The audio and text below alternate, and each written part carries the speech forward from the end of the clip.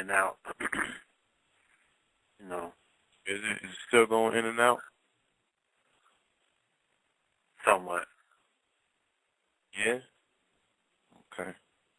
Sound a little better. That's about. Since the level of, we're dealing with a level of hypocrisy that is profound at this point in time in history. Like so much going on in the news cycle that it's almost unavoidable. If you get caught in the web of one of the stories, it has the chance to spin you into the other stories. So Twister. I mean, one of the most pertinent stories, and I would think it would have precedence over everything, is the fact that Negroes, blacks, and coloreds, got slammed by the Supreme Court this week. Washed up. Right. They got washed up, and that didn't even last in the news cycle but for a few hours. But then they bring this sister, Cantrell, I don't know. I don't know her name, and I really don't care to know her name like that. She gets on the stand for the Trayvon Martin case. Mind you, a case that nobody really, but back to our people, nobody was checking for Trayvon before this damn trial came up. Nobody was holding, you know what I mean? Like, his name wasn't being mentioned. People weren't really, it was almost like the Trayvon train came and passed. People forgot about him, but now, it's Trayvon season. So now that's back into the headlines. People don't realize that these people have spent months, almost a whole year, to media and this is something that they created. Feel me? This is something that's been, manipulated by the media, and the strings that they're pulling, the manipulation that's going on is just incredible. Then you got the Paula Dean thing, Oh yeah, they going and in then you with got that. the hypocrisy of our people is that if this girl who took the stand all of a sudden, and people are saying that she speaks 2 languages. She's Creole and she speaks Spanish, so English is her 3rd language. Okay, granted, cool, but she's ratchet. All right, family. I don't have time to play games. The girl is ratchet. She's one of the cursive. I saw that. Yeah, she's ratchet. I mean, beyond her reading abilities, beyond the fact. I mean, if anybody is on Twitter, if anybody has took time to read out the tweets that the majority of the people that are on Twitter, everybody's illiterate at this point these days. I mean, there's a majority of illiterate people. But my thing is, so everybody wants to start addressing the illiteracy and the fact that, people don't know how to read cursive, and the fact that people can't speak proper English.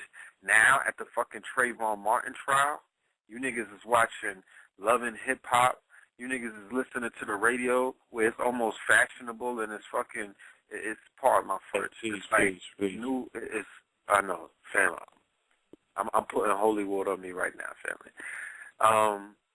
But it's fashionable to make songs not even pronouncing quote-unquote English words. Yo, like these people are celebrated. They better stop it, B. I'm going to share a story real quick to me again to the program. I was looking for a Holy Grail, so I was on 9 Right, thinking that Jay was going to drop Holy Grail. He's playing with the people, right? That's a whole nother story. So, very playing. Propaganda. Let's see how long we can hold their attention. Everything is about vying for your attention and getting you collaterally involved at a period and point in time when they just came out and told you, we monitoring everything. We got records on everything. You know what I'm saying? Even some of them tweets you got, we sent them. And people are still, they corresponding even more and interacting even more and not getting rid of their devices. They becoming more engaged. But I digress. So something told me, I was like, yo, why you want to do this to yourself? I said, I just want to know what the people see in this particular individual and what the argument or the conversation is about. So I pressed play on this Chief Keef video, right? On a what video? Chief Keef. Oh, Yo. Chief Keef. Yo, I kid you not. I could not make out one word. I think, yeah, it was one word in the whole video I think I made out. And it was like, bitch. Everything else like, I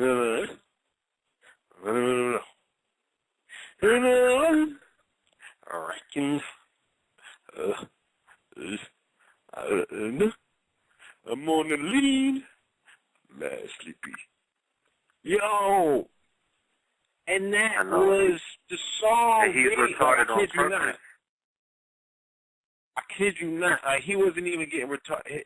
He wasn't even retarded on beat. It was off beat. And like, at least Little B was trying to go somewhere with it. You feel me? They took all the content out and just left the dribble.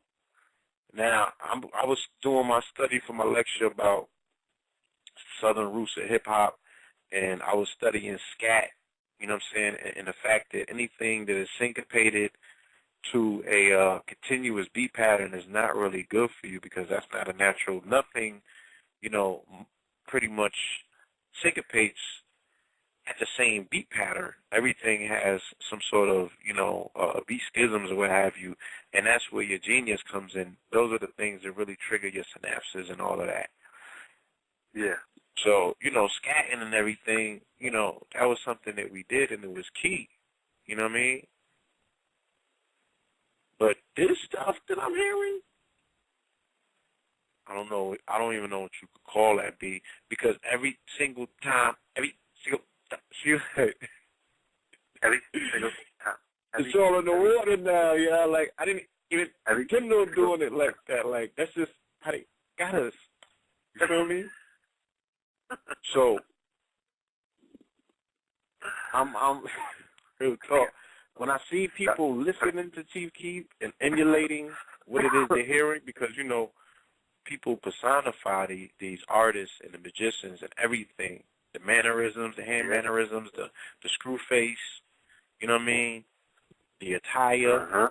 Like, every time that I see them going into the Chief Keef mode, it's like, it's Knuckle Dragger 777. Like, it's shit crazy. You could tell, you could see the spell that comes over them, and they just lips start hanging. Knuckles start dragging. Knuckles start scraping the ground. You know, it's just getting sad. But we need a whole show to just, I digress. Myself you know, fully right now, but this whole week has just been very interesting in the world of this bizarre world that we currently live in. Because I woke up to a world where, you know, they legalized gay marriage, and it was, you know, and polygamy is still a crime to have more than one wiz. Like, I feel like Superman. The day after they bent over NBCs with no Vaseline and took them for their quote-unquote civil rights, they turned a sexual preference, like, into what they call quote-unquote civil rights. Like, as if people, now you're gay first. Yeah, and then, so you know, I made a post about an article that I saw, and I normally do not delve into this area. I was, you know, told by my father many years ago, you know, if people want to be different, let them be different. You feel me? There's diversity on this planet. Don't let it bend you out of shape.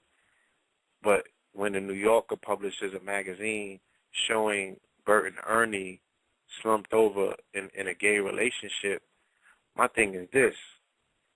Like, now you're explaining or telling people, using sleight of hand still, to say, we were telling or subliminally suggesting to these children all these decades that this is what this was, but then you turn around and say, oh, we're not saying that because they're puppets, and puppets don't have sexual preferences or sexuality. They're just puppets, like as if, that's a state of nudity or something like that. These puppets are still personifications of miniature people, and they have expressions that are identified as masculine and feminine. You know what I'm saying? Like, what is Big Bird? Is that a male or a female? Big Bird is supposed to be a dude, right? Is he? The big homie. I don't know. Well, look, we can't even go into all of that because we got a special guest before we bring on our guest. Yes. So, and hopefully this can lend support to what we're talking about, because, again, I've been told that there's a scientific explanation for everything. And don't deal with emotions. Deal with the science, okay? So let me bring a scientist on the line tonight so we can get some clarity to what's going on, okay? So caller from the 404-457, peace. Peace to the pills, the strength, the strong pillar, the pillar of strength, and the pillar of wisdom. What's good? What's good? What's good? All right, look, I don't got much time. You know what I mean? KT got me in the chokehold. So listen, I got to say 2 words to your Chief Keef commentary. 2 words. All right, I want you to just add it into the lexicon. Knuckle dragger couture and knuckle dragger extraordinaire. Okay? That's it. Knuckle dragger couture. Yeah. No, knuckle dragger couture. All right, so the other thing, along with the gay marriage issue, one thing people need to be aware of is on the undercurrent to that. You can get up to 3 years now for calling somebody a faggot. So what I thought was very interesting. We need General Zod right, to come right. this shit up. See, look. What I thought was very interesting is, what I thought was very interesting is that this whole time the gay rights was linked with civil rights, but a gay white man can call a black man a nigga and get no time, but if that nigga turns around and calls him a faggot in return, it might be 3 years. So, hey, if you was confused before, okay, because I'm looking on Facebook and I see these alternative conscious groups now. So now the gay rights jumped off the back of civil rights, and they have jumped onto the back of consciousness now. So now consciousness is now being linked with the gay open mind awareness thing. So if you was confused about it, you can't be spiritual or conscious if you have deference, right, to people's sexual preference. Is what I'm being told. Right. Yeah, that's what I'm told too. That's not conscious. If I use the word nigger in my lexicon, then there's something Neanderthalish about my approach. Absolutely. So, yeah, that's where we at. So, one thing that's very important though, what I would like to ask is for a big favor from the community at large. I don't often, but I do have a personal request from the large community. My little cousin, he just got booked this week for attempted murder, and so I'm just asking for everybody prayers to go out to him.